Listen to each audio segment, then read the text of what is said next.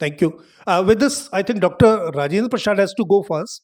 Yes, another session. I'll invite him first, just out of queue. Good afternoon, friends, ladies and gentlemen, and chairpersons. Thank you, Dr.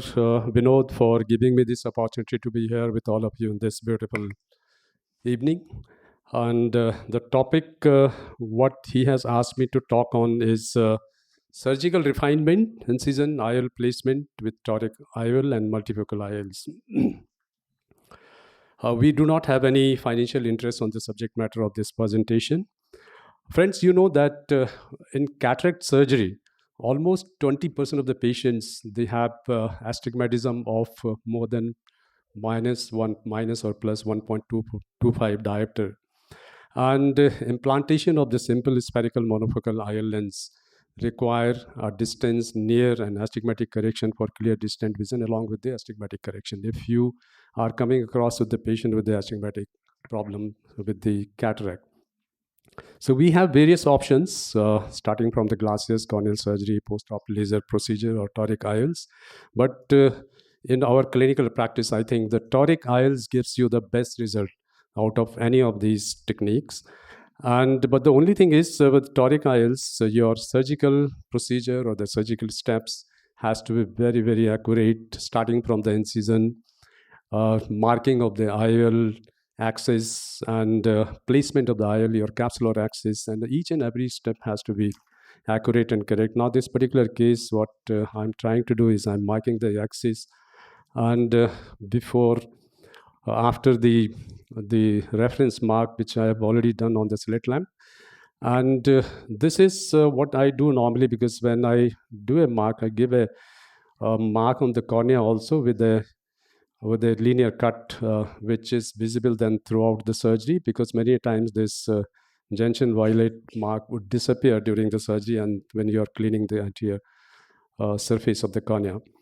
The incision, giving the main incision is very important, because either you give it on the steeper axis, or if your calculation of the axis and the amount of the astigmatism is done according to this, and if not, then you can give at any part of the cornea. Capsular axis is very important. You have to get an accurate and well-centered capsular axis of accurate size. This is very important, and your axis has to be regular. And any situation, if your axis goes out of its continuity, then it's always better to go in for the normal or the spherical IOL instead of going for the toric IOL. Now, this particular case, as you have seen, I got a beautiful axis at the center of the lens, and then your rest of the steps of the phaco-cataract surgery is usual standard steps, like you go in for the chopping technique, or can go for stop and chop, whichever technique you like to do in a particular situation. And once you remove the nucleus, your cortical removal and the epinucleus removal is important. And the most important part is, like, you need to have a clear capsular bag. That is very important, because then your posterior capsular polishing and the removal of the whole fibers or any kind of debris which is there on the capsule has to be well cleaned. And as you can see here in this particular case, I'm trying to polish you can see these fibers, so you should not leave these fibers. So you must remove everything which is visible there on the capsule. And a good polishing is very, very important, because in any premium IOL, you need to do a good capsular polishing, and you should never worry for cleaning the capsule, because it's very simple, and the capsule will never come on the aspiration port if your the opening of the port is upside. And this is the inflation of the capsular bag with the, and this is the toric IOL I'm going to put in. This is Technis toric from the J&J, and very easily it goes into the capsular bag. It's a hydrophobic IOL, and try to use always hydrophobic, because you do not want any kind of posterior capsular opacification in these cases. And your positioning of the IOL is quite important. As you can see here, you have to place it within the back, and the axis mark is there on the IOL, just adjacent to the haptics. And your removal of the viscoelastic is also very important, because you need to remove the complete viscoelastic. But these days now we are doing the hydro implantations, so this step can be avoided, especially in toric IOL. But this is an old video, so I'm trying to remove the visco even from behind the IOL. So you need to remove the visco from behind the IOL, also very important, because otherwise if you leave the visco behind, then the IOL may rotate. So this is what I'm trying to do, because I'm trying to clean the whole visco from the bag. And then you have to tap the IOL a little and then position it, align it with the axis mark. So you can leave a little bit of now you can see, because here I have already aligned it very well, and now this can be confirmed with the alignment mark which is there on the microscope. And you can see now the IOL is well aligned and at a fixed axis. So this is very important, because you aligned it well, and then hydrate the wound so that your anterior chamber is tight. Never leave the anterior chamber loose, and any kind of evacuation of the fluid may rotate the IOL.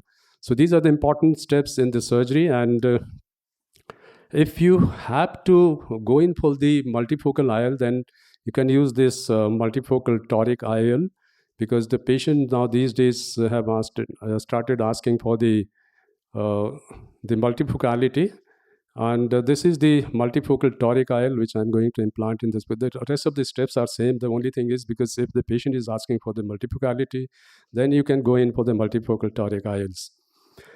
So surgery, as I have said already, the standard steps are followed in any phaco surgery, and your final toric marks have to be well aligned with this is the important, which you need to check on the first post-op day also. If any kind of misalignment, then your the alignment or recorrection has to be done as soon as possible. Now, an important point is your during the calculation, your SIA calculation is very important, because the SIA is the amount of the astigmatism you leave into the cornea with your corneal incision. So this would vary from surgeon to surgeon, and there is a online calculator, so you can calculate your SIA with this online calculator, and accordingly you have to give the feedback to the person who's calculating your final power, or you have to feed into that. So various these toric IOLs are available with various range. Technis has almost, I think, minus almost 4.5 diopter, 4 diopter, which corrects around 2.75 diopter of the astigmatism on the cornea level. And Acrisoft has 6 diopter of astigmatic IOL. There is toric IOL, toricity, and Acryl, this is from Biotech, and this you can have a customized toric IOL made with them with very high astigmatic power also, say up to 10 or 15 diopter also many times. The classical success would depend on the good patient selection. The good patient selection means, like, you need to select a good patient for the toric IOL. It has to be a regular astigmatism. Minimum astigmatism, which we actually look for, is plus minus 1.25 diopter.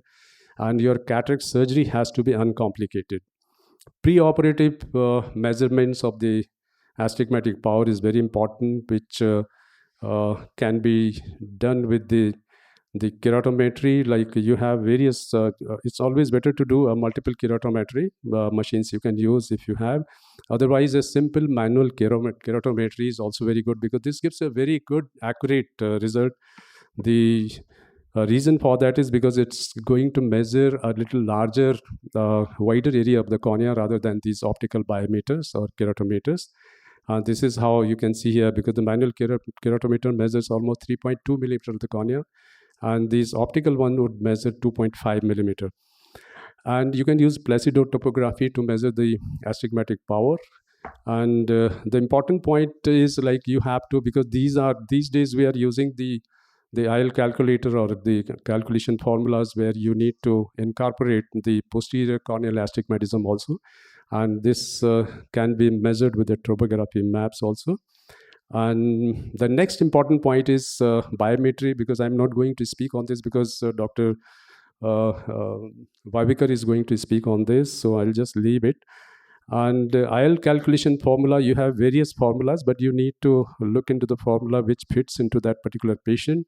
But these days we are using Barrett's universal 2 formula, which is very good for the astigmatic power, and Hill RBF is also good formula for the astigmatic correction. And these are the parameters you need to feed into the calculator.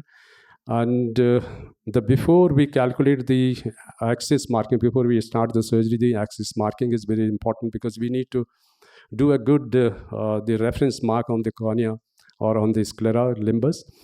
These are the machines, the devices we can use for the marking, but what I prefer is the slit lamp marking is very good, because if you are positioning the patient properly on the slit lamp, so you can mark with the slit lamp that reference marking. And I will not go into the detail, but the Varian is, we all know the Varian gives you intraoperative help while marking the cornea and putting the IOL and placement of the IOL. The important point again, which we normally miss, is the marks which is there on the lens. It has to be aligned with the steeper axis of the cornea. So that is very important, with this the IOL power is on the perpendicular to the mark. So the mark has to be aligned with the steeper axis of the cornea. So to conclude, any kind of irregular capsular axis, as I said in the beginning, avoid putting the toric IOLs, and especially the zonular integrity and the capsular integrity is lost. And anterior chamber depth consideration is very critical in getting the accuracy of the toric IOL. So I think I'll just finish it here. Thank you very much. Thank you so much. It's a beautiful presentation, Dr. Rajendra Prasad, and we'll keep on discussing. I know you got a lot of questions, but that will be repeated in next subsequent sessions also. So let us finish the session, or maybe in between we can say